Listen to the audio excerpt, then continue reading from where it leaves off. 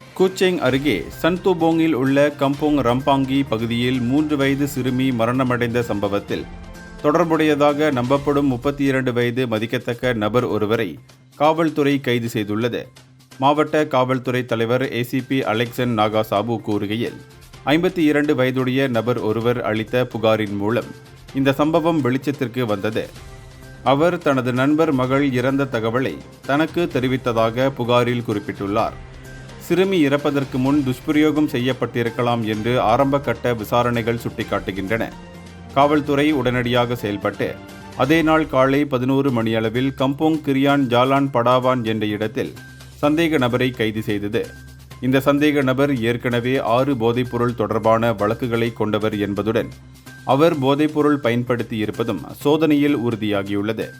இந்த வழக்கு குற்றவியல் சட்டம் பிரிவு 302 கீழ் கொலை வழக்காக விசாரிக்கப்படுகிறது.